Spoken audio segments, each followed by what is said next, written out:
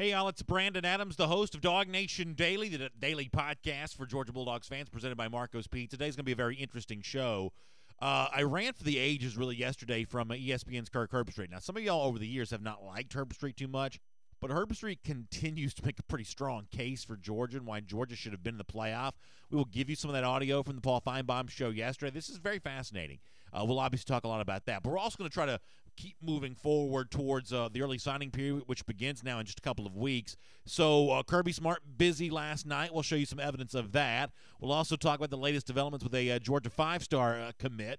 Kind of interesting stuff on social media here, too. There are going to be a lot of these clues dropping over the course of the next few days, next few weeks, about how the final pieces of this 2019 class fall into place for Georgia. So we'll do all of that coming up. Mike Griffith's going to be with us as well, as DawgNation Daily, presented by Marco's Pizza, begins right now. From DawgNation.com, this is DawgNation Daily, the daily podcast for Georgia Bulldogs fans, presented by Marco's Pizza. Here's your host, Brandon Adams. Wait till you hear what Kirby Smart has said about Georgia. That's coming up in a couple of minutes. This is, I think, pretty fascinating, and I think it leads us to kind of an uncomfortable question about Georgia. We will do all of that coming up in a couple of minutes. But here on DawgNation Daily, presented by Marco's Pizza, it's terrific to have you with us. And I want to begin with recruiting because we are heading towards National Signing Day. Don't forget, we'll have Before the Hedges this afternoon at 3 p.m., presented by Kroger. That'll be more recruiting talk coming up with Jeff Sintel later on. I'll also invite you to check out yesterday's edition of DawgNation Daily if you missed it, because Jeff was on yesterday as well, dealing with those pieces that involve those final spots in that 2019 recruiting class. With all of that said, Kirby Smart busy apparently last night. DJ Daniel is a recent UGA commit. You may remember the interesting battle that was waged with Daniel a couple of months ago, where it looked like he was all dog, then surprisingly committed to South Carolina. Sometimes surprise in the recruiting realm have a tendency not to stick. Daniels didn't. Georgia swooped in quickly to get him, and now Daniel's a member of the Georgia 2019 class. Well, you know, no matter if you're a commit or not, you still get your turn with the Kirby Smart in-home visit. Cool stuff here from social media, from DJ Daniel's Twitter feed. He shows Kirby in home with him here this week, and Daniel tweets out everything official with the big heart and the hashtag Go Dogs there. Don't you just love this social media age? Even if you don't always love social media, isn't it kind of cool to be able to get these little nuggets and little tidbits of where the coaches are and what they're doing? You know, the process of social media makes it so much easier to follow these recruiting angles than it used to be because, you know, let's face it, information sometimes can be scarce, but the actual photo of Smart going in home with DJ Daniel, I think that's kind of a really cool thing to see. We'll see more of this over the course of the next couple of weeks. I remember last year there were even a couple of instances where a recruit put out his own video of Smart actually in his house, kind of doing the pitch and kind of, we've always wanted to be a fly on the wall in that scenario, but social media now allows us to actually be that, to be in the room some cases and kind of see how all this goes down. And you got to imagine that the relationship that Smart has established with DJ Daniel, and much like many of these other recruits, is a really good one because, A, that is something that Smart is just really good at. You saw the smiles on the faces, at least if you're watching on video. You saw the smiles on the faces of both parties, both Daniel and Smart, there from the in-home visit. But if you're listening on the radio, if you're listening on our podcast, you want even more evidence that Smart is just really good as a relationship builder when it comes to DJ Daniel and other recruits. Something that Daniel told Jeff Sintel a couple of months ago is an example of that when it comes to the reasons why he likes Georgia, it's the things that Smart puts on display in an in-home visit that matter to him more than anything else. Here is the guy who was with Kirby Smart last night, the fairly recent UGA commit DJ Daniel, talking about the bond that he has with the Georgia coaches. Here's DJ Daniel. What's the best thing you like about Georgia? Just the love, the communication, not just with me. They talk more to my family than me.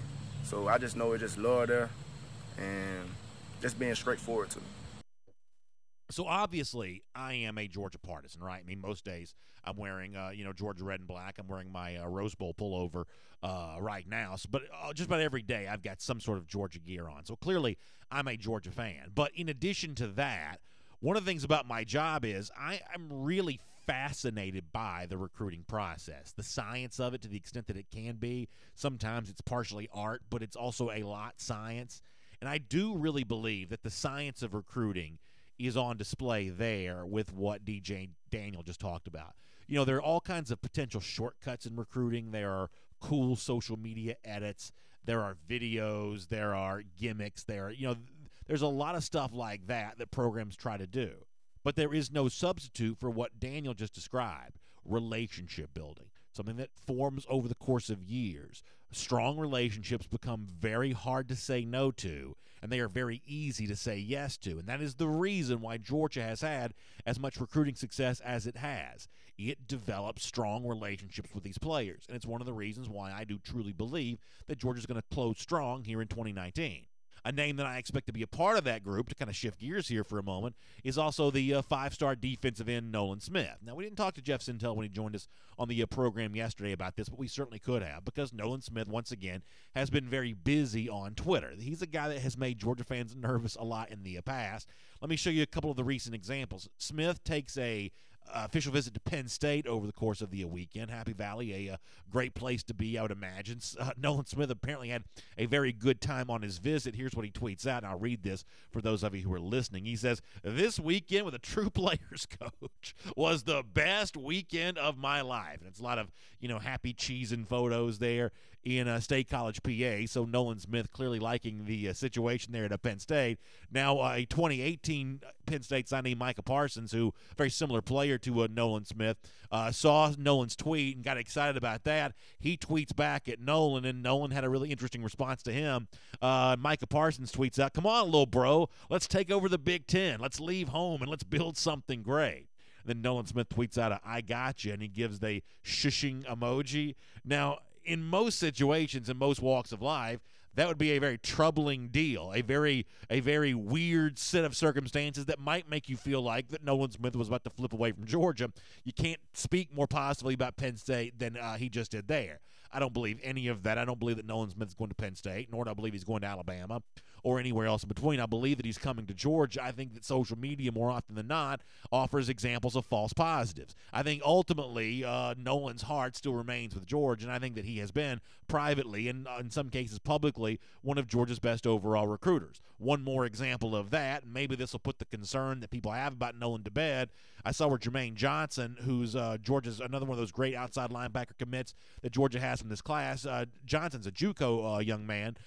He puts out a little video of himself kind of working on some of his pass rushing techniques, and the overall text of the tweet was, "You got to play like you practice," and it kind of showed him during practice doing something and then making the same kind of spin move during the game there as well. It's actually a pretty impressive piece of video from Johnson, who a lot of people are justifiably high about being in Georgia's 2019 class. Well, Nolan Smith, who is really active on social media, saw Jermaine Johnson's tweet and kind of tweeted on top of that. He gave a 7 and 11 question mark with the shush emoji. Now, I know that Nolan Smith wants to wear number 7 at Georgia. I'm thinking that Jermaine Johnson wants to wear number 11. So this would appear to be a reference to both these guys at Georgia getting to wear the numbers that they want to wear, and it's the same shush emoji he showed to Penn State. So maybe Nolan Smith just puts shush emojis at the end of every one of his tweets, like the period at the end of a sentence, but pretty clearly that would seem to be Nolan Smith touting Jermaine Johnson, those two guys both being together in the 2019 class. Ultimately, I think all of this is another example of the fact that no matter how active Nolan may be occasionally talking about other programs, I think ultimately he is certainly heading towards the University of Georgia for the class of 2019, and I think a lot of really good players are going to be joining him. So we love this time of year here on DawgNation Daily. We love to follow the twists and turns of all of this, to see where the Georgia coaches are, to hear what the rumors are, to see how the players are responding to that, locking down the guys who have been committed to Georgia, adding a few of those names to the list, really doing some smart shopping here, no pun intended, to get the best guys Georgia can get with its available spots. My suggestion would be to buckle your seatbelt, because the ride over the course of the next couple of weeks is going to be a really wild one. It's going to be a lot of fun. Georgia's going to put together another elite class. It's going to beat out some of the top programs in the country for some of these names that are still on the board. That's Alabama included, by the way, maybe as soon as Monday when Clay Webb makes his choice. So the build-up to National Signing Day is here, the early signing period. It is going to be a lot of fun, and I cannot wait to be with you for all of it right here on our program. And speaking of that program, my name is Brandon Adams, and this is DawgNation Daily, the daily podcast for Georgia Bulldogs fans, presented by Marco's Pizza. Hello to you, and thank you for being with us live on video today, 10 a.m., DawgNation Facebook, YouTube, Twitter feed, radio at noon, Athens Sports Radio 960 The Ref. By the way, it was great to be on the radio with our friends in Athens this morning. I love doing that every Wednesday. Right around 8:05, I'm there with the morning show on 960 The Ref. That's always a lot of fun. And, of course, we are available in podcast form. The on-demand version of the program, it's the Apple Podcast Player. It's the world-famous DawgNation.com. Pretty much however you get podcasts, you can get DawgNation Daily, and we appreciate you getting us. We appreciate Marco's Pizza for making it all possible, because Primo is always on the menu at Marco's Pizza. It's dough made fresh. It's a sauce from the original Gianmarco family recipe, and it's 3 signature cheeses on every pizza. You can order yours today from marcos.com. We've got Mike Griffith coming up in just a couple of moments. We'll get some thoughts from Mike on the aftermath of the SEC Championship. He wrote an interesting piece about Jake Fromm being excluded from the All-SEC teams, despite the fact that Fromm puts together a really interesting statistical year.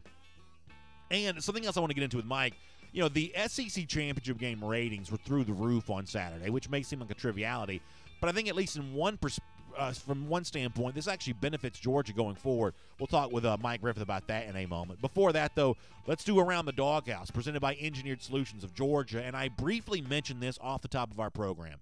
Kirk Herbstreit goes on a rant for the ages on the Paul Feinbaum show yesterday about Georgia. And, you know, Herbstreit, and we played this audio last week, you know, he has been emphatic that in his belief that Georgia was among the 4 best teams in the country. He thought that before the SEC Championship game. He apparently still thinks that after the SEC Championship game. And even though today is Wednesday, yesterday was Tuesday, a couple days removed from the Selection Committee announcement and a couple of days removed from Georgia's most recent game against Alabama, he is not ready to let go of this yet. If you're a Georgia fan, I think that you are forced to kind of ask some questions about what does this mean when Herbstreit is as emphatic as he is, apparently content to put the entire system on trial for how the college football playoff is selected. This is fascinating. It's Herbstreit with Feinbaum. Take a listen here. I felt for the last 5 or 6 weeks that this Georgia team, and I didn't go to Georgia. I'm not from the SEC. You know who I'm loyal to? College football, not the Big Ten, not Ohio State, not Georgia. When it comes to my job, I'm loyal to and I have passion for college football. And I want to see the 4 best teams get their chance because that's what's right and that's what's fair. Now, it's subjective. Everybody's entitled to who they think is the best, but I'm not pushing for an agenda. I'm not pushing for Ohio State to make it as a fan. I'm pushing for what's right. And what's right is how can you watch Georgia be number 4 and then go out and play the number 1 ranked team and not only hang around with them, but control them for much of the game until Jalen Hurts decides to write a Hollywood script and come back and knock off Georgia. And now we're supposed to say, Georgia, for that performance, you went from 4, you're going backwards? To me, if anything, they should have gone up to number 3, not backwards to number 5. I think that's a very powerful argument from Herbstreit. And Herbstreit over the years, just given his high-profile status, has not always been the most popular with Georgia fans. But how can you not appreciate him having your back in this moment? I think that's a really strong case, and believe it or not, Herbstreit wasn't done. Here is more from the ESPN analyst. To me, it's the first time that the committee let the politics of the conferences, the Power 5 conferences, and their commissioners, and having to face them, they finally let them affect doing the right thing. And I think Notre Dame getting into the top 4 was the reason. You put Notre Dame in there into the top 4, and you've got Alabama in the SEC, and you got Clemson in the ACC, you still have 3 Power 5 conferences. And now they got to look around at each other and say, hey, guys, Georgia's probably the 4th best team, but that puts 2 from the SEC. We're going to leave 3 Power 5 conferences out. We can't do that. There's no way we can do that. We got to come up, well, they had 2 losses. That's what it is. They had 2 losses. They lost in Baton Rouge, which, by the way, nobody wins in Baton Rouge except Alabama, and they lost to Alabama. That's good. And they didn't win the conference championship. That'll do it. That's what they hung their hat on, knowing in their heart they had to know Georgia's one of the best 4 teams. So Georgia gets the short end of the stick. So I find this very fascinating. I think the uncomfortable question this leads to is, why is an outsider to the Georgia program making a stronger argument for Georgia than anyone in the program did? Now, Kirby Smart made his case, but at a certain point, you're the coach, and you've got to kind of get back to the business of coaching your team. You know, he goes on ESPN, he slams his fist on the table, and he says, if you want to have the 4 best team, we're one of the 4 best teams. But once Georgia doesn't get picked, now he's got to get back to the business of coaching his team and get back to the business of recruiting. But when Kirk Herbstreit says this thing got political and Notre Dame's insertion into this made it too hard to take us, given the fact that we're one of the top 4 teams, should the university president be saying that? Should the athletic director be saying that? Should somebody from Georgia be saying what Kirk Herbstreit just said right there? Because Herbstreit, as he said, has no dog in this fight. He's just an ESPN analyst trying to put together the best TV show he can be a part of. But he's providing more facts and more ammunition to make a case for Georgia than Georgia itself did. Did Georgia just lay down on this and not make its own case enough, or not complain enough when the system proved to be rigged against Georgia? I think that's an issue worth exploring here. Did Georgia go along with the establishment a little too much because that's how business gets done? But in this case, business may have treated Georgia unfairly. Here's more from Herbstreit. I'm just frustrated because the message that's being sent to ADs, don't schedule anybody, stay undefeated, win games, because that's all that the committee thinks about. They don't take into consideration how tough your schedule is. Who had the toughest strength of schedule? Georgia. Who had the best offensive efficiency? Georgia. Best defensive efficiency? Georgia. Game control? Georgia. Eyeball test? Georgia. I mean, what's left? So politics, for the first time in 5 years, got the best of the committee. I mean, why is Kirk Herbstreit more frustrated about this than Georgia itself is? Why is Georgia just going along with this? And there's nothing to be done. You can't get into the playoff now. But you can certainly make it harder to be excluded from a situation like this in the years to come. Once again, it seems like Georgia just cooperates with whatever the system needs, with whatever the establishment needs, and in this case, I'm not quite so sure that was the best overall decision. It's Around the Doghouse, presented by Engineered Solutions of Georgia. And by the way, you know what they do by now. It's the foundation repair. It's the basement waterproofing. It's the crawl space encapsulation. They also offer a lifetime of support, so you can give them a call right now at 678-ESOG-NOW. That number, once again, 678-ESOG-NOW. You can have one of their qualified professional technicians come out to your home and check for your cracked foundation or your wet basement or your damp crawl space. They're the only foundation repair company DawgNation would trust because they're the only one that has a full-time engineer on staff. It's Engineered Solutions of Georgia. It's great to have you with us here on DawgNation Daily, presented by Marco's Pizza. We'll have more on this as our buddy Mike Griffith from DawgNation joins us right now. From Athens and across the SEC or wherever the recruiting trail may lead, here's a DawgNation.com insider.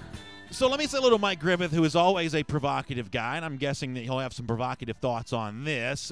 Mike, before you joined us, we just heard some audio from the Paul Feinbaum show yesterday of Kirk Herbstreit. I know you're aware of what Herbstreit said, going on kind of a rant for the ages about Georgia's exclusion from the college football playoff. And I want to deal with you about the specific facts that Herbstreit brings up, but let me start with a more broad-based general question than that. Why is Herbstreit more upset with this than the institution excluded from the playoff was? I mean, Smart makes his case, but as I said a moment ago, eventually he's got to get back to the business of coaching his team. There's something kind of unseemly if he can't let go of this quickly enough. He's got to say, hey, we've got to recruit, we got to get ready for Texas, we got to move on. But that doesn't mean that someone at the institutional level shouldn't have Georgia's back on this. I mean, it almost seems like Georgia ends up saying, aw, shucks, once again, the system worked against us. What you going to do about it? Well, Kirk Herbstreit 2 days later is still talking about it. Should Georgia be saying more about this? Well, the difference is that, this committee's going to be around. They're going to be there next year.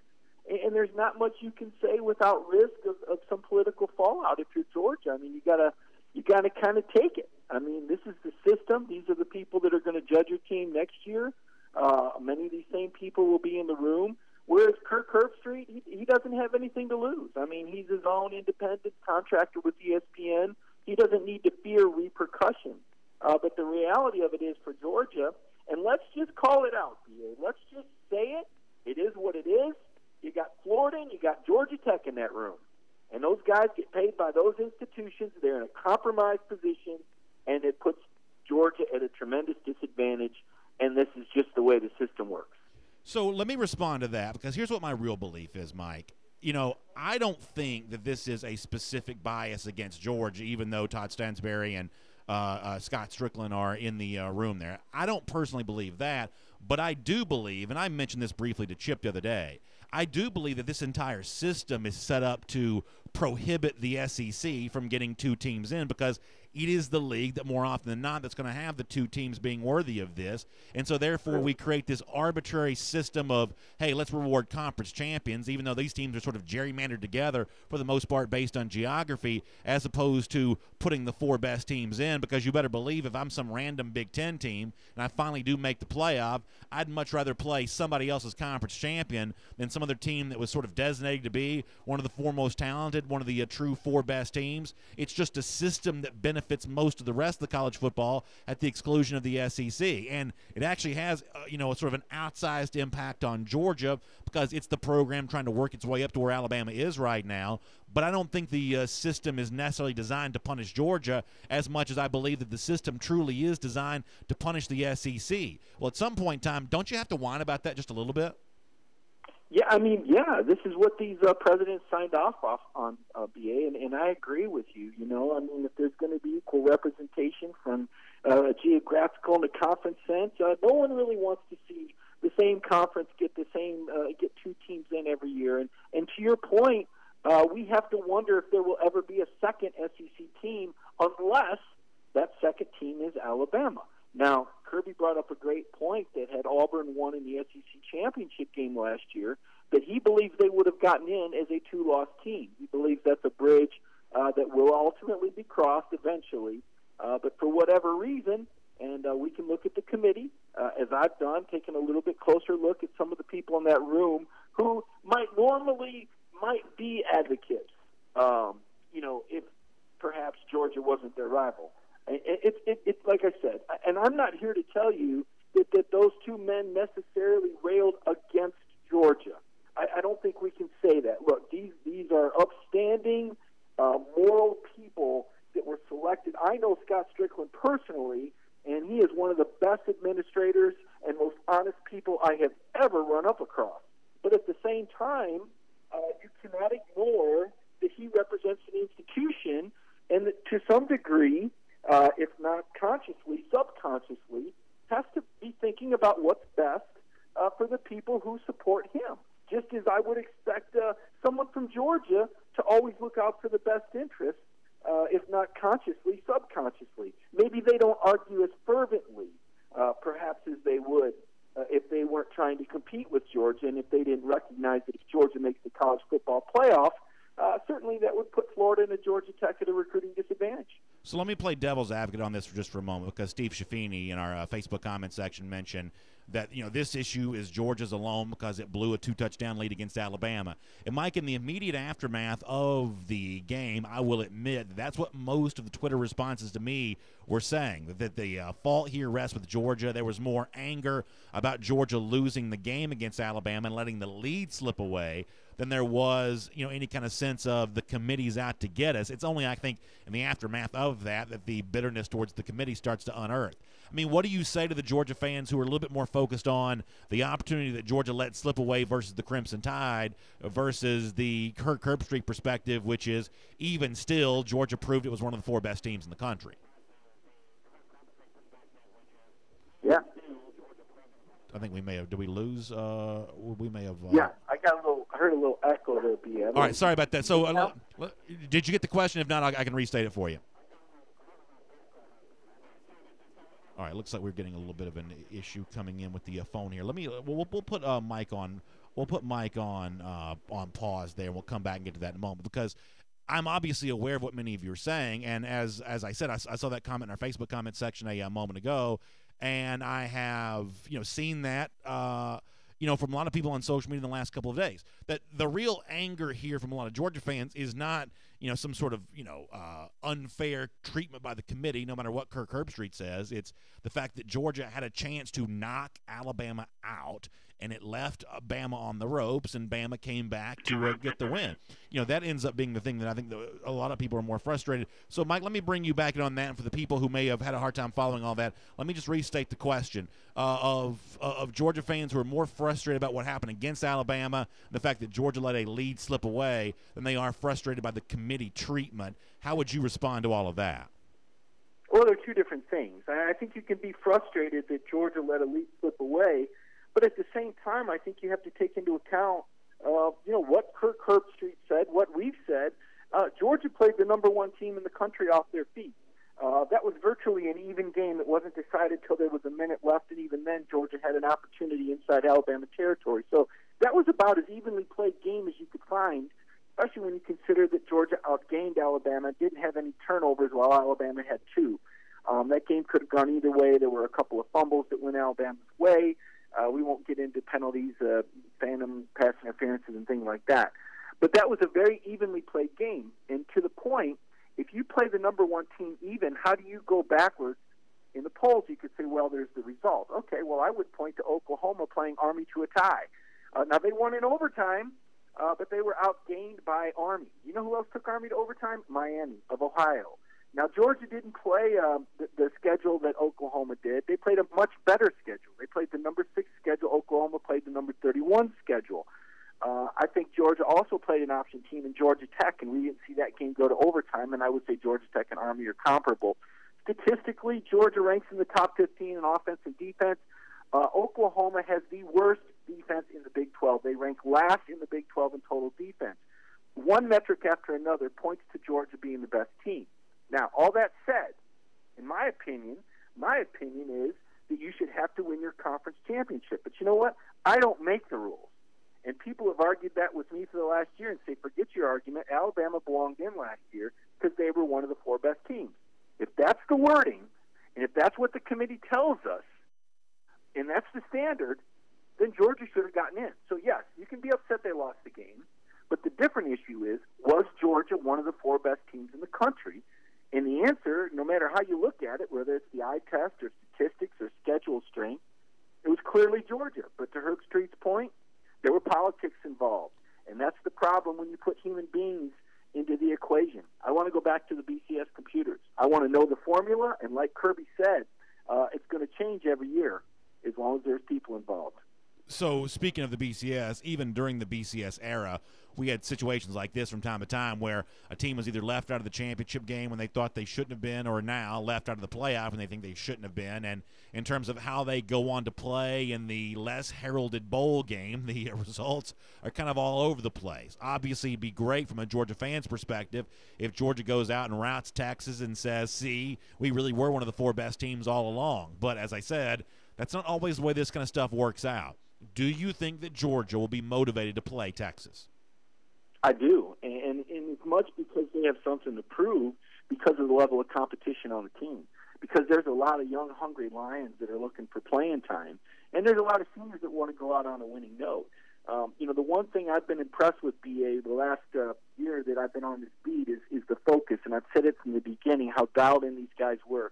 They didn't get excited. Now we know why. They didn't get excited when they beat South Carolina or Florida or Kentucky. They weren't impressed with themselves. They had one target.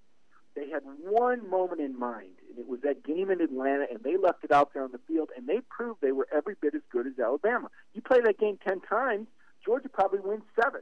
I don't think anybody would debate that. I don't even think the College Football Playoff Committee would debate that. The problem is that politics got involved, and I've been saying it since the game. And so to your point, yes, you can be upset that Georgia lost, but you should also be upset that your team was left out of a bowl game. And I think those players are upset, and I think those players are going to want to make a statement. But more than anything, the competition on that team, because we saw a lot of young guys emerge, even in that game. We saw Tyndall and Cox in there late in the game in that final drive. So I think the competition and the way Kirby's system is set up, the process, will take care of itself. I expect Georgia to show up and beat Texas. All right, one of the things you wrote about this week, which I thought was really interesting, was Jake Fromm's omission from the All-SEC teams. And obviously what Fromm showed on Saturday is I think he puts himself in a position to be one of this league's top quarterbacks in 2019 and maybe finally getting the attention that he deserves. You know, for a lot of Georgia fans this season, he shared attention with Georgia's other quarterback, Justin Fields. And that's probably for good reason. Fields is a pretty impressive prospect. He was also overshadowed by Drew Lock, who may be a first-round draft pick, and Tua Tagovailoa, who was the hero from last year's national championship game. It's easy to understand why other quarterbacks besides Fromm have gotten attention, but next year is probably going to be the year in which Fromm does get a lot of that attention that I think on Saturday he proved that he deserves, right? Well, you would think so, but I think there's going to be a quarterback competition in the offseason, and I don't expect things to change. Kirby seems pretty set on the fact that everyone is going to compete for their positions, and that if they've got talented people, they're going to play them. I think there'll be more of an awareness for Jake Fromm, but unless somebody transfers, and which I don't necessarily see happening at this stage, I think we're going to see more of the same next year. I think you're going to see Justin Fields play in games just like he did this year. I think you're going to see Jake Fromm push to compete and get even better. The end result is probably that Jake doesn't get the awards that he deserves, doesn't put up the statistics. I mean, you look at the passing efficiency numbers, my goodness, I think he was number 2 in the country, number 2, if not 3, right there with 2 of the Heisman finalists. His completion percentage was through the roof. He was, 25 of 39 for over 300 yards with 3 touchdowns against Alabama and no sacks. It was a tremendous performance. There were many people, some on the Alabama side of the media, that said Jake Fromm should have been the MVP of the championship game, even though Georgia didn't win the game, that he was the best player that night. So to your point, he should, but that doesn't mean that he will. Perception overtakes reality. Listen, I was really disappointed with that All-SEC AP team. That's the media voting. And to be fair, it's not one person, it's a panel of people. But it tells you just how skewed the perception is. You mean to tell me that Georgia team that we saw play Alabama only had one first-team All-SEC member? And if that were the case, if that is indeed the case, then how is Kirby Smart not the SEC Coach of the Year? You're able to take a team with one preseason, where they have 2 guys on the preseason team, 1 guy on the final AP All-SEC team, and you're number 5 in the country. That's the Coach of the Year to me, not some guy from Kentucky who gets rewarded for being a coach of a lousy program. And if it's not Kirby Smart, it should certainly be Nick Saban, who put together the most historically dominant season in SEC history with an average margin of victory of 35.2 points in SEC games, also beat the first 12 opponents by 20 points or more, something that hasn't happened since 1888, and he did that with a staff of relatively anonymous assistant coaches and coordinators.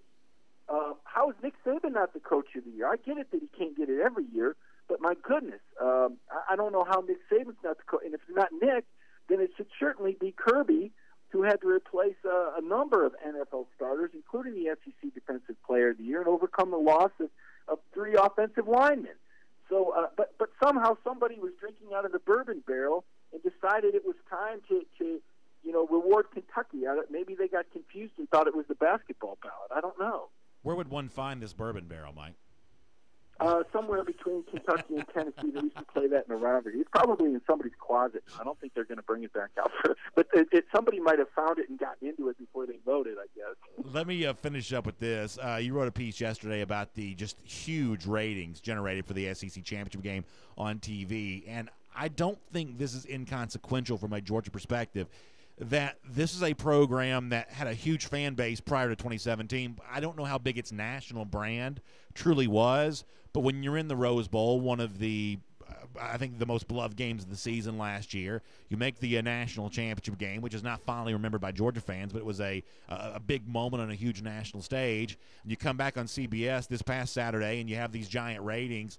I think that Georgia has certainly gained national recognition and has become a very recognizable brand in the sport, which I think helps recruiting, but I also think it helps in college football playoff committee deliberations. I think it becomes harder to leave Georgia out once they become one of these teams like an Ohio State, like an Alabama, that is now seen as, like a Notre Dame, which is now seen as good for business. Absolutely. You nailed it, B.A. They have entered the legion of elite football programs, and everybody wants to believe that they're elite, but they're not. Okay, there's a very select group. Now, there's some blue bloods that are always going to be there. You're always going to see the Michigan logo. You're always going to see the Alabama logo. You're going to be able to buy that gear in any Foot Locker store in America. But different programs kind of rotate in and out of that, right? You kind of see those. The first 5 are kind of always there, and then there's another 5 that's kind of in and out. Tennessee was once there a long time ago. Some Tennessee fans like to believe they're still there. Well, right now they're not. Auburn had kind of edged its way in there for a little bit. Now they're really not either. Texas for a bit. Now Georgia, and the relevance is to your point, Atlanta is one of those cities And I think people in Atlanta know this. The reputation is you don't really have a favorite. It's very stratified. Nobody really controls the Atlanta market. The Atlanta sports fans get beat up quite a bit, whether that's right or wrong. I don't know if that's fair or not from a perception standpoint. But I do think Georgia now has become Atlanta's team. This is a phenomenon very similar to what happened with Southern Cal under Pete Carroll. Los Angeles, the city that, much like Atlanta, there's so many other things going on and there's so many different interests, it's hard for one team to really dominate. We know the Lakers once did, right? The Kings got hot with Gretzky. But when Carroll was at USC, the Trojans dominated Los Angeles. They took over Southern California. And we're seeing a similar phenomenon right now with Kirby Smart and Georgia football. The TV ratings tell you that. It's right there. I mean, think about this. Is fascinating. 57% of the television sets were on in Atlanta. And of those TV sets that were on, more than one out of every three was watching the Georgia Bulldogs. You do the math, folks. I don't know, B.A., you may be more familiar. I don't know what the number is of the Atlanta market, how many millions of people. But if half of those millions of people were watching and 33% of those half a millions of people, we're talking about an incredible amount of exposure. And to your point, a new standard, and these are things that carry over. We were just talking about how perception becomes reality. Georgia football is finally getting the clout that I believe it needs in this state to maintain that dynasty, because this does influence where players are going to go to school. This does influence donations and the fan base and the interest. And certainly everybody wants to be a good thing and be a part of Georgia football right now. Mr. Griffith, we certainly appreciate your time on our program today. Thanks for your candid responses to a lot of big issues facing the program. We'll look forward to reading a bunch from you in the weeks to come. And, of course, we'll enjoy catching up with you here on DawgNation Daily again very soon as well. Thanks, B.A. Let's take a look around the rest of the league. This is SEC Through. Yeah, really interesting stuff. I've got some more thoughts coming up in a moment on some of the Kirby Street chatter and some of what Mike had to say. And I've also been following your own comments in our comment section about this very closely. Let me take care of some business both around the SEC and some stuff with Georgia. I'm going to try to hit that some more before our show is done here today. First of all, it's our SEC Through. Before we kind of dive into that and talk some SEC, let me remind you about a great offer from our friends at Kroger. You get 3 times the fuel points when you buy select meat and seafood like pork back ribs and a Kroger shrimp for your local Atlanta Kroger. You want to talk about a great holiday party right there. Just give me some good pork back ribs and some shrimp. I'm all in business right there. And to get the 3 times the fuel points is a nice deal, too. You can download the coupon from the app and start saving today. Good stuff there from our friends at Kroger. All right, good news for Missouri. Former Clemson quarterback Kelly Bryant, who over the course of the last few weeks has visited a number of SEC schools and programs outside the SEC as well, including Auburn, Arkansas, Mississippi State. I know he visited Miami, I want to say briefly. A lot of schools in the mix, but ultimately Bryant chooses Missouri. Now, I think this has an impact on Missouri and a bigger impact on another SEC school, but let me deal with the Missouri part of this just briefly. Obviously, this means that Bryant, assuming he wins the starting job, and I believe that he will be playing against Georgia next season. So, obviously, Missouri finds itself another quarterback on the heels of losing Drew Lock. You may remember this. It wasn't all that long ago, about a year or so ago, that Lindsey Scott, no relation to the great former Georgia wide receiver, but a one-time LSU signee, he transferred to Missouri as well. So Missouri, every program wants to develop a certain level of quarterback competition. Looks like Missouri will be able to have one of those. The expectation is that Bryant will win that job, although it is fair to point out that other transfer quarterbacks that came in the SEC ultimately did not win their team's job. Malik Zaire did not win that job at Florida. Keller Chris does not end up winning the job at Tennessee. Bryant's played more football than really either of those guys have. My guess is he's going to end up winning this thing for Missouri, and I guess this ends up being a bit of a feather in the cap of the Missouri offensive coordinator, Derek Dooley, who admittedly I have mocked a lot. But ultimately the Missouri offense is pretty good this year, and he brought a level of SEC-type play to that offense that did not exist before. I've always felt like Missouri, for the most part, had the foul stench of the Big 12 still on it, even in the SEC. but they ran the ball this year. They were a little more physically tough. This was a more SEC-style approach for Missouri this season, and Derek Dooley, I'll give him some credit, he did establish that there. So this is another feather in his cap that he apparently wins a battle with another quarterback. A guy like Bryant wants to be a part of the program.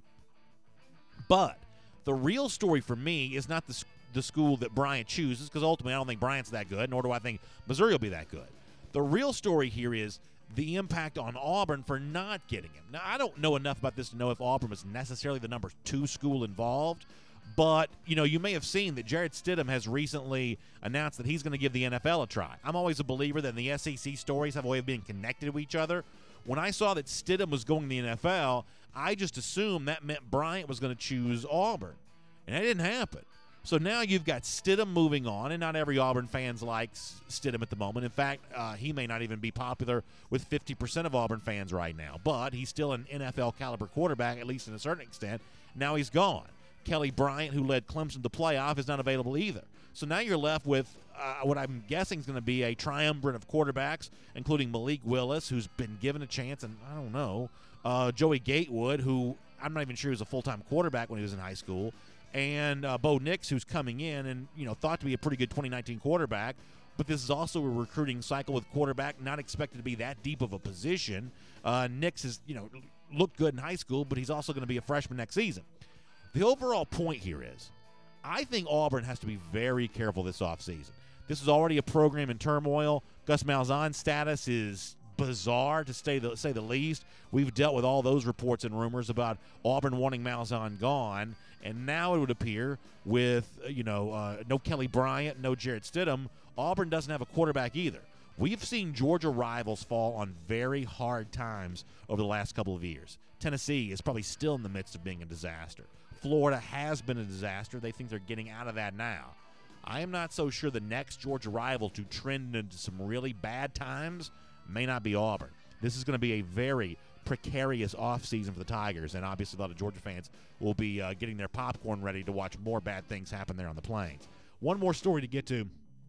And we've seen a lot of these SEC guys already make their proclamations about who is going to play in bowl games, who is not. A couple of examples of guys who are. Devin White, the LSU linebacker, says he will. Derek Brown, the Auburn defensive lineman, says he will play in his bowl game. But yesterday, South Carolina wide receiver Deebo Samuel on his Instagram feed, and I'll show you the post for those of you watching, has a nice heartfelt message to us South Carolina fans. But the I guess the money quote here is, as much as I'd love to have the chance to suit up one last time for the Gamecocks, having those extra weeks to better prepare for the NFL will be crucial. So he goes on to say that he's not planning on playing for South Carolina in the bowl game. He wants to make his dreams come true at the NFL level. And for the most part, I am of two minds on this. On the one hand, I love college football far more than I like the NFL. It scares me that more guys will choose to view preparing for the NFL draft as more important than college football, because selfishly I still want college football to matter. And yet I honestly can't be mad at Samuel for making the choice that he made, because you understand the stakes that are in place for him. I believe that's also true for some Georgia players who may consider the same choice.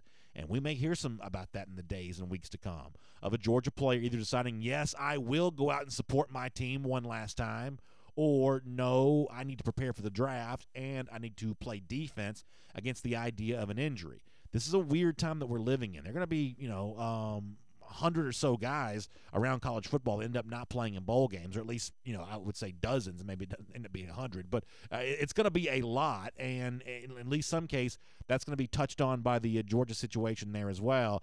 Deebo Samuel may be a precursor for what other guys from the SEC are ultimately going to choose. Will make that your SEC through. Speaking of that, haven't heard from DeAndre Baker, one of the seniors on this yet. Haven't heard from DeAndre Walker, I guess, either. Did have a chance to catch up with a couple juniors on this, though, at least in terms of are you thinking about the NFL yet? And if you're a Georgia fan, you'll be happy to know that the focus for both these guys is right where it's supposed to be. Let me start with McCole Hardman. As I'm going to ask Hardman, you're a kick returner. You're a wide receiver. You got a lot of what the NFL likes. Are you thinking yet about the possibility of putting your name into that 2018 NFL draft, or I guess it would be a 2019 draft when it takes place this spring?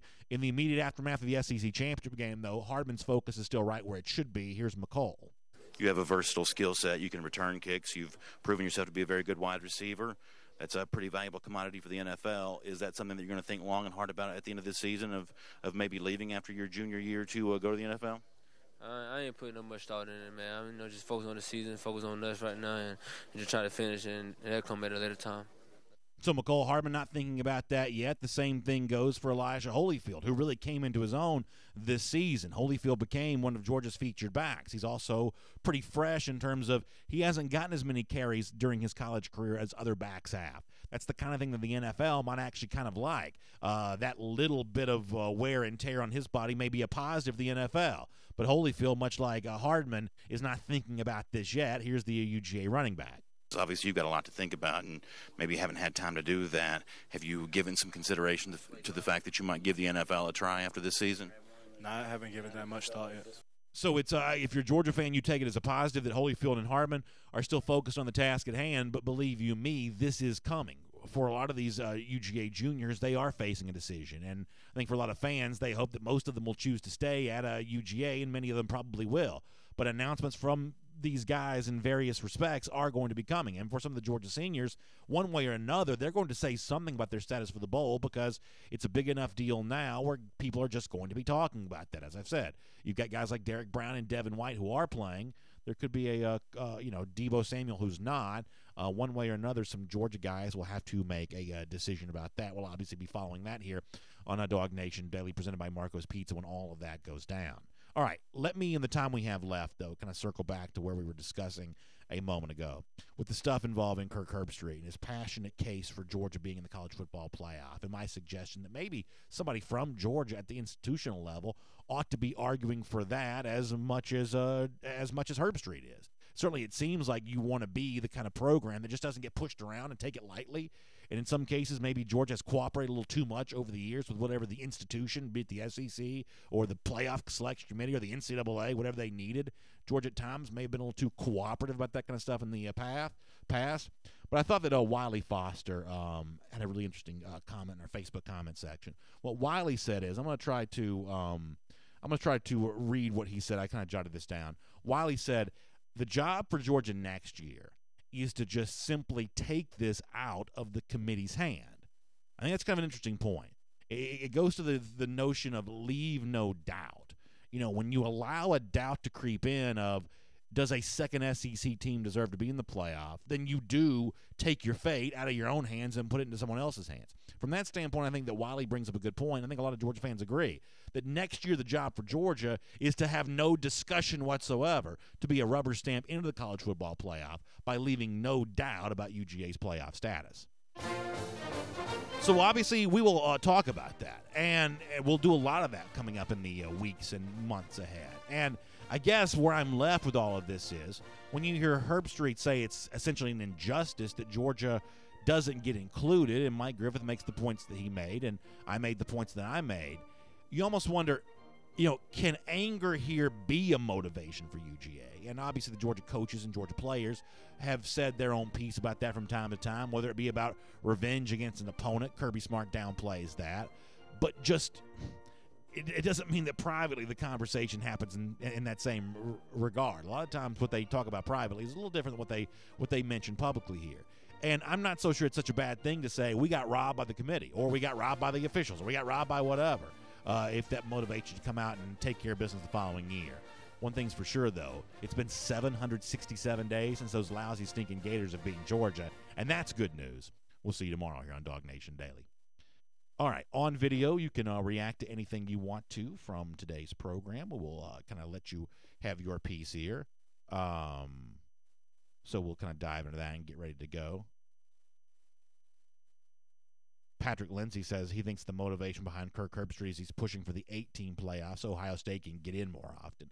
I mean, I will admit, I noticed that Kirk Herbstreit says, hey, for the first time, the committee got political. Well, if you ask a Baylor fan or a TCU fan in 2014, they will tell you that it was political from the start. It is kind of interesting that Herbstreit, the establishment guy, who obviously is the Ohio State grad, although I do not believe he speaks with Ohio State bias on TV. I don't think there's really many examples of that. I just think he's just kind of in the establishment group there. He says, hey, listen, the committee kind of bucked the conventional wisdom in 2014 when it put Ohio State in, and then in 2016 when it did the same thing. But I think for a lot of the people who were left out and excluded in those moments, they thought that was an example of a political decision. And Alabama getting in last year as a non-SEC champion, that was also a bit of a, to use Herb Street's own language here, a political decision. And that's one of the reasons why I was talking to Mike Griffith about Georgia's ratings in the SEC championship. I think it becomes easier to give Georgia the benefit of the doubt in the future when Georgia has just a longer track record on the national stage. I think stuff like that matters. And listen, I am not above using anything to Georgia's advantage if it means that Georgia can topple a big program like Alabama. I mean, this is not just about competing on a football field. This is about wresting away power. I mean, that's what ultimately this comes down to. College football is a business, and it is a business with hundreds of millions, if not billions of dollars at stake. And the thing that follows all that money is power. So this is more than just, hey, let's go out and have a good football game between two good football teams, and let's let the chips fall where they may and show good sportsmanship when it's all said and done. No, this is a power play to pull power away from people who currently have it, and anything goes in that regard. Keith Finley says Steve Shaw is a Bama grad, so that ain't happening. You know, listen, I mean, I know where you're coming from, but to me, the bigger gripe for Georgia is with the committee and not with the officials. You know, I do think there were bad calls in the game this past Saturday, but the thing that's designed to prevent Georgia from getting the playoff is not the zebras on the field. It's the suits and ties in the boardroom. That's what I believe. Let me go over to YouTube here for a moment. Green Soldier says the committee is a weird hodgepodge. Yeah, I mean, you know, it's one of the reasons why I'm mostly in favor of moving to an 8-team playoff, because I really am in favor of reducing the power that the committee has. I just don't like it. And, you know, we don't talk a lot of college basketball here, but you better believe that for the people who are as into college basketball as we are into college football, they've got just as much of a problem with the basketball selection committee as many of us have with the football selection committee. I listen to a lot of these podcasts where people talk about this kind of stuff in terms of who makes the field and how the seedings are decided and who plays whom. I mean, the basketball committee has given people problems in that sport for a long time. You know, this is a relatively new thing for football because the committee itself is a relatively new thing. So I'd be in favor of an 8-team playoff where if you're going to have conferences, the conference champions ought to go to the playoff, even if that means in some random year a team like Northwestern upsets Ohio State and makes the playoff. I guess in a roundabout way I'd be okay with that because I'm more for here's how you qualify for the playoff. And then at that point in time, once you get a school from all these, you know, once you get much like Little League left field, once you give everybody a turn to be in, those final 3 spots ought to be up for grabs for the best 4 teams, you know, remaining. And in most years, that's going to benefit the SEC. And a lot of those years, that has the potential of benefiting Georgia. So I'm for that. You know, let's give the lollipop to the Big Ten. Let's give the lollipop to the Big 12 and the Pac-12. Here you go. Here's your playoff spot. But let's leave those final 3 at-large bids for the people who deserve them, the 4 best teams. And in most years, that's who's going to rise up in a 4-game quarterfinal situation with 8 teams being involved. The 4 best sort of at-large teams are going to beat the conference champions, and then the playoff will look, by the time you get to the Final 4, like what it should have looked like to begin with.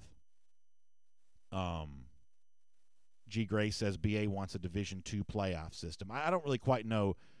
I'm assuming the Division – and I know that I don't know if y'all saw, but Mike Leach had a great rant about this earlier in the week, and nothing I could do in this regard is gonna match what Leach was able to do about how he talked about like essentially every system in all of football, high school playoffs, Division III, Division II, FCS. They all essentially have the same playoff format, with the exception of high Division I, what we call FBS football, which has this, as one person said a moment ago, kind of hodgepodge system.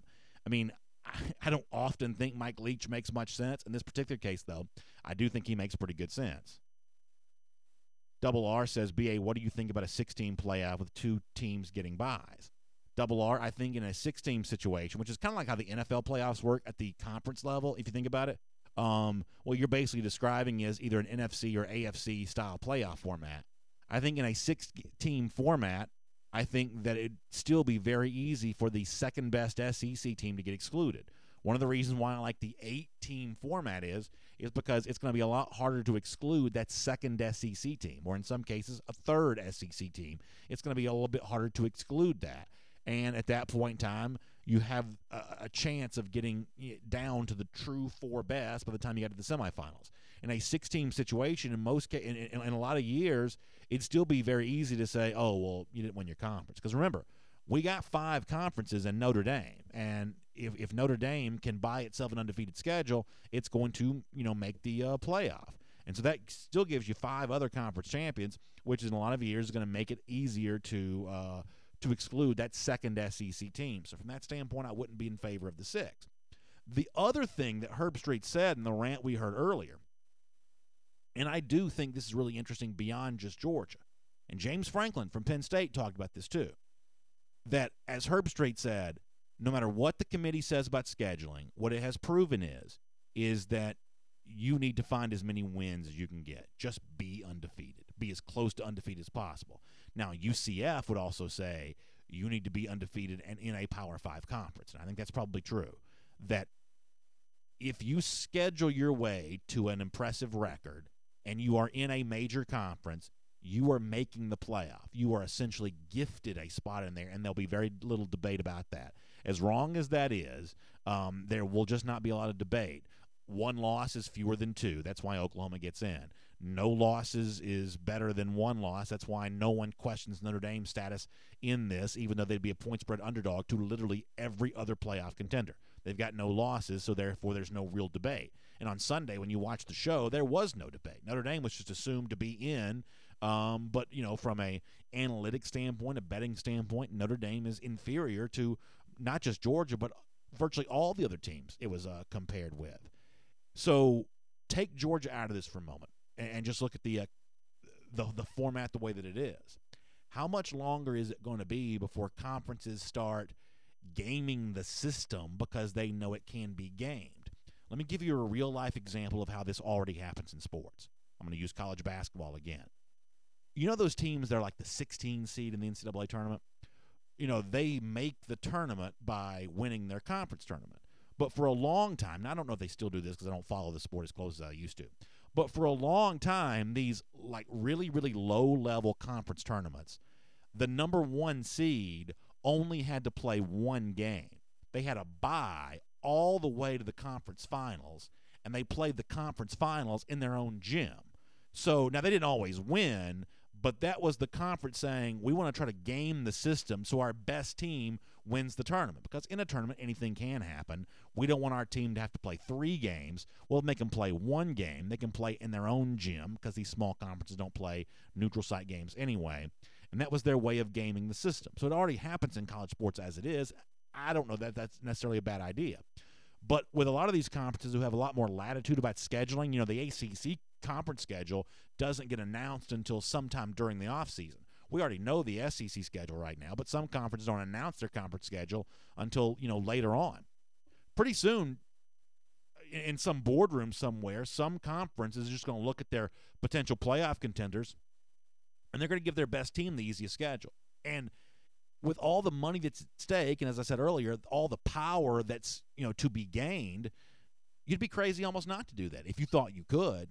I mean, pretty soon, that's probably what's coming, because all this talk about, make sure you schedule somebody hard in an out-of-conference, make sure you do all that kind of stuff, that's all just, window dressing. The only thing matters is how few losses you have. That's the only thing that matters. And that's not a Georgia argument here. That's a just college football in general argument.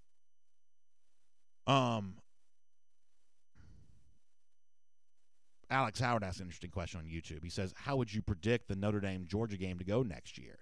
Alex, it is kind of interesting to think that when this schedule was first announced, it was more kind of a cool triviality of, Georgia's going to play Notre Dame. Going into September last year, this was 8-win Georgia from the year before against, I think it was 4-win Notre Dame from the previous year. That didn't seem to be that big of a game. And yet sandwiched in between Georgia's first trip to South Bend, which became, the original DawgNation invasion, and Notre Dame's return trip to Athens, is this debate involving the two for the playoff. And next year's game in Athens in September is going to have a lot more significance because of that. It really is. My guess is that Georgia will be an even bigger favorite next September than it would be this December. I'm guessing that Georgia's somewhere around an 8 or a 9-point favorite in that game. Connor Riley may have a different opinion on that, but I would say that Georgia's more than a touchdown favorite in Athens against Notre Dame next year. Yeah, so a few things on Notre Dame. One, a lot of people like to just say that Notre Dame stinks, but they haven't really watched a whole lot of Notre Dame this year. They just look at the box score. The defense has a lot of seniors, a lot of front seven, and guys, juniors and seniors, who are going to be gone. Jerry Tillery is a great defensive lineman who originally was at LSU before transferring there. He gave Georgia fits a year ago when they played. Drew Tranquill, another very good linebacker, he's going to be gone. So it's going to be now, they will bring back a lot on offense. Yeah, Ian Book, pretty good quarterback. Dexter Williams is a good running back they have. Chip Long is a very good offensive coordinator who is getting some potential NFL talk as a potential coordinator in the same sort of Cliff Kingsbury thing before he went to USC the other day. But Georgia should probably be about I'd say a 9.5, maybe even a 10-point favorite at this point, depending on what offensive skill players end up coming back. Yeah, we're kind of on the same boat about that. And let me be very clear about this. I think that Notre Dame is overrated in comparison to Oklahoma, Ohio State, Alabama, Georgia, Clemson. I think they're overrated in comparison to that group. I don't think they're overrated in comparison to college football all the way around. It is a good team. It's probably one of the 15 best teams in the country, just not one of the 4 best to me. And, head-to-head matchups can at times be misleading. But in the case like this, where you're comparing them to 2 SEC teams, the fact that they squeak by against Vanderbilt, for me, is going to have to matter. If head-to-head results matter at all, then it has to matter here. So I don't think that Notre Dame is like a joke. This team is probably better than the 2012 team that got waxed by Alabama, for instance. But I just don't believe it's one of the 4 best teams. I don't. John Chappell asks a good question. This is on Facebook. He says, who do you want to win the playoff, BA? So I said this other day that I used to be the biggest SEC homer, and in the BCS era, that meant that when the SEC team won, there was that long streak where the SEC team won for years and years and years.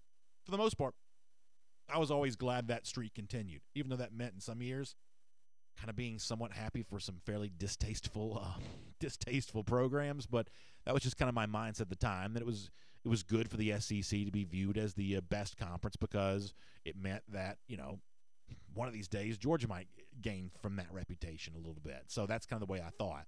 I'm not quite as SEC pride as I used to be. So there is a part of me that's at this point, it's going to help Georgia at least a little bit to see Alabama taken down a peg. So maybe I would root against them. And then someone else of the day, in response to me saying that, and I apologize for not remembering which commenter said this, but another commenter said, yeah, but I want to be the next team to beat Alabama. And as a fan, which y'all know I am, I'll admit that line of thought makes a lot of sense to me. So the honest bottom line here is, John, I don't know who I'm going to root for. Connor Riley got upset with me the other day because I told him I wasn't excited about the playoff at all. And y'all got to understand something. I love college football. This is not just a, hey, I got great, affection for Georgia type of thing. I love college football. I love the games. I love the recruiting process. I love the bowl season. I just love it all. I am, a very, very big college football fan. So, there have been a lot of playoffs that didn't include Georgia, and I've watched them all. Something about this playoff so far, I'm not that excited about consuming these games as of yet. I'm sure I will by the time you get there. But as it stands right now, I'm not that excited about either one of these 2 games yet, and I have no idea who I'd want to see win. But I think it is a very interesting question nonetheless. Keith Folds, kind of referencing the same thing I mentioned ago about, that he wants to be the one, or he wants his team to be the one to knock off Georgia. I think, Keith, that's a fairly good point. Although the opposite of that comes from Rick Wallace, who says, I hope Bama loses on the last play of the game. Listen, I wouldn't mind seeing that either. Matt Rukavina says, BA, here's why we should root for Notre Dame to win it all. We get a shot at the defending champs early next season, harkening back to the last time Georgia beat a defending national champion in Athens, I guess would have been 2004 when it waxed Nick Saban. I thought that David Pollack, our buddy from ESPN, told a great story about that when he joined us on Road to Atlanta, driven by Cadillac Friday. If you missed that, I know it's sort of hard to go back and watch some of that kind of stuff now, because it's obviously previewing a game that none of us want to relive. But he did tell a great story in the midst of that about what Nick Saban had told him about that 2004 game. So one of these days when you're in a better mood, you should go check that out from this past Friday.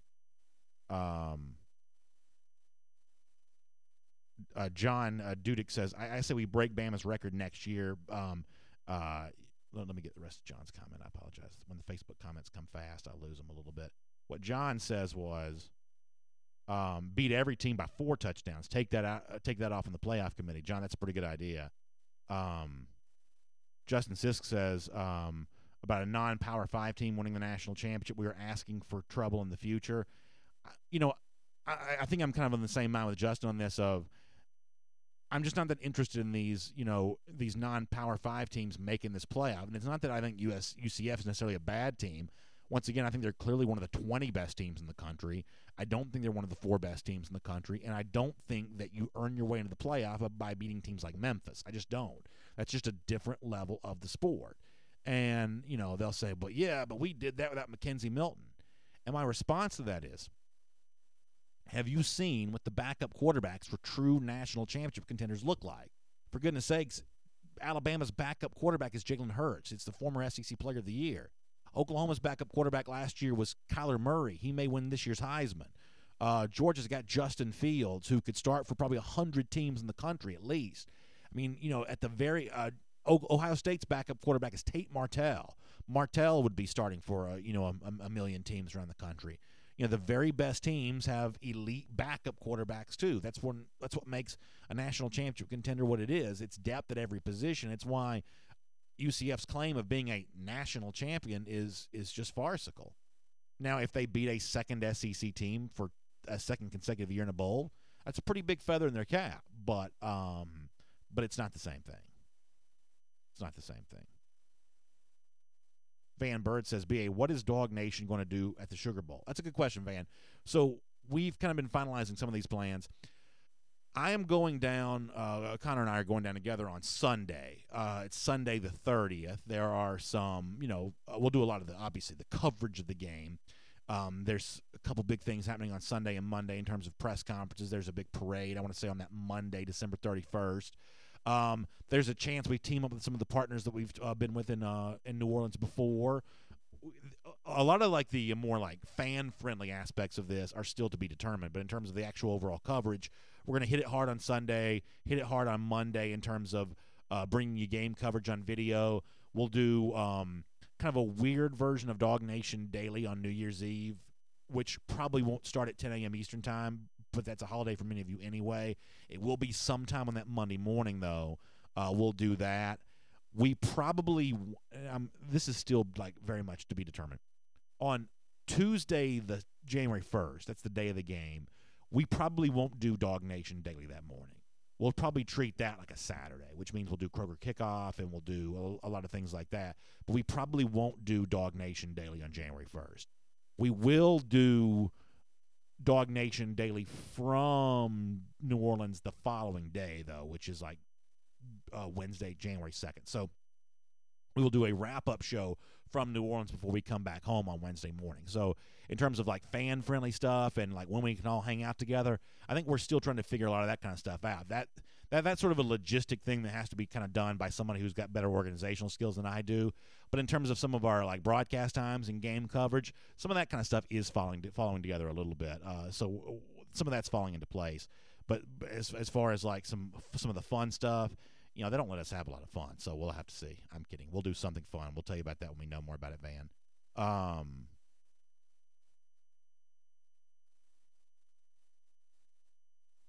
Justin Kyle Haley says, do y'all realize the Ravens pulled off a fake punt against the Falcons on the same field on Sunday? Yeah, I did hear about that. I didn't have the stomach to watch any football on Sunday. Let me tell you something. You want to talk about not having a care in the world of who won any NFL game? Every single one of those games could have been 195, and I don't believe I'd have watched a single one of them. I could not stomach watching the NFL on Sunday, but I did hear the Ravens did execute a fake punt. Alan Verbanchik says the new quarterback's coach at Alabama, which is Dan Enos, really improved Hurts' accuracy. Now I know why he did not transfer. And I think Alan makes up a good point on that. That I do think that, at least in a couple small sample size of the couple throws that Hurts made, he did seem to be a more poised, more polished thrower, and I do think you give Dan Enos some of the credit for that. Enos, I believe, is a really good coach. Remember, Enos was Central Michigan head coach.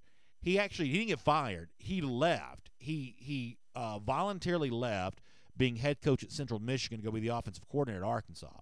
And I know that Arkansas has been a bad team and was a bad team for most of Enos' tenure there. But statistically speaking, especially from the advanced stats stuff, Arkansas was actually a pretty good offensive team during that time. They chose to slow the game down. This is when Brett Bielema was head coach. So, like, their overall, like, yards per game and points per game, that wasn't very high. But in terms of efficiency ratings and things like that, the Arkansas offenses under Dan Enos were always pretty good. I always felt like that Dan Enos was one of the more underrated hires when it was made for Alabama this offseason. And I do think it's going to be interesting. You know, one of the things we should have mentioned in our SEC through, for some reason I just didn't, I guess I just forgot, is, you know, Mike Locksley does win the Broyles Award, Alabama offensive coordinator. He's also likely, I think it's about to be official if it's not already, on his way to Maryland to be the next Maryland coach. So, you know, Georgia's losing Mel Tucker in all likelihood. Alabama losing Mike Locksley in all likelihood. So the Alabama offensive coordinator job is going to come open again. Been a lot of change over Alabama offensive coordinator. You know, last couple of times they've gone outside the program to make that hire. I think that you could promote Dan Enos to Alabama offensive coordinator and actually be in pretty good shape, and that then you could decide, do you want to bring in another quarterbacks coach as your 10th coach? But Enos is a really good coach. Would be a really good coordinator. You also remember, for those of you who, when Kirby Smart first got hired, that was actually Kirby's first, I guess, overture in terms of his own offensive coordinator. Enos had a non-compete clause in his contract that prohibited him from taking the Georgia job, but Enos, who is very good friends with Sam Pittman, was the first coach that Kirby reached out to be offensive coordinator. All right. While you're looking for comments, we've got some interesting recruiting news. Please. I wrote about this on Good Day UGA today, with Urban Meyer leaving this and sort of taking a look at some recruiting stuff. Yesterday, Legend Cavazos, That's safety, right. Georgia was in on. Decommits from Ohio State, and then about 15 minutes ago, Jake Ray, whose brother Max was a one-time Georgia commit, he also decommits from Ohio State. So a lot of the players that Georgia was competing with Ohio State for have now sort of backed off that Ohio State commitment. My guess is that Georgia has probably remained heavily involved with Legend Cavazos, and I believe that'll continue to be true. Cavazos is, at least based on the photos that I see, really good friends with a lot of those other IMG guys like Nolan Smith.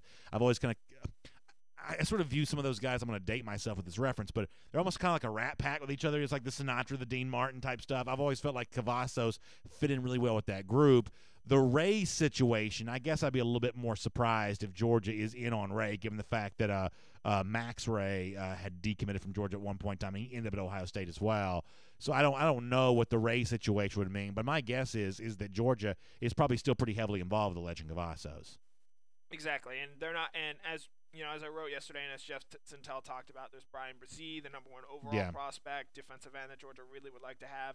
Justin Rogers, a 5-star offensive guard that Georgia would really like to have.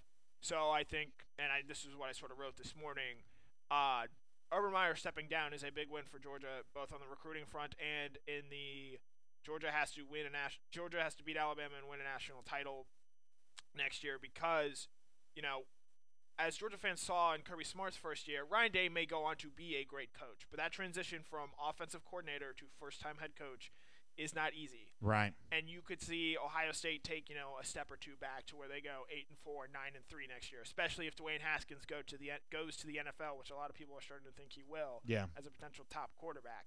So with Ohio State sort of taking a step back, that does open up sort of a path and a void that Georgia could continue to fill, and opens up the possibility that, you know, maybe this time next year we do see 2 SEC teams in the playoff, because there's also been a lot of talk about Lincoln Riley potentially going to the NFL and becoming, you know, the next coach for the Browns, Packers. There are going to be a number of teams with openings.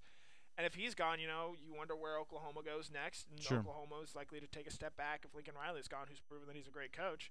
And that sort of just there's a void of 2 teams that have competed for the playoffs literally every single year taking a step back next year. I think it's a really interesting point. I'll invite you to check out Connor Riley's Good Day UGA, which is every morning at DawgNation.com. Chase Smith asking about the Mel Tucker news. So I think, Chase, the thing that people are just waiting on is for that to become official for Colorado to make that announcement. I don't think at this point in time anyone thinks that Tucker's not taking the Colorado job, but the reports that he was leaving have all come out, and now it's that gap between the reports saying he's going to leave and the official report that's saying, Colorado's ready to announce him as head coach. But for the most part, I believe that Georgia has moved on, or at least I don't want to say moved on. That makes it sound negative. But Georgia has resolved itself to the idea that it's about to be looking for a defensive coordinator. I would invite you to check out yesterday's episode of our program, DawgNation Daily, where Jeff Sintel mentioned a few very interesting names. The one that I initially wrote about at the forum on Saturday was Glenn Schumann, the current UGA assistant. Jeff also mentions a couple names from outside the program: Derek Ansley, one-time Alabama assistant, current Raiders assistant coach, and also the idea that Georgia might go down the route of Kevin Shearer, a one-time UGA assistant, now Tennessee defensive coordinator. That's what Jeff talked about in detail on yesterday's edition of the program. So, Chase, if you missed that, you want to know more details about what Georgia could be looking to do next, I'd invite you to check out that from DawgNation Daily yesterday. We also did that as part of DN90 yesterday as well. So if you've never watched that video content, we usually do that a little bit after DawgNation Daily every single day. You can check that out yesterday too and get kind of a more bite-sized nugget portion of the talk about Mel Tucker. I'm going to throw one more name out there that you're going to hate. Okay.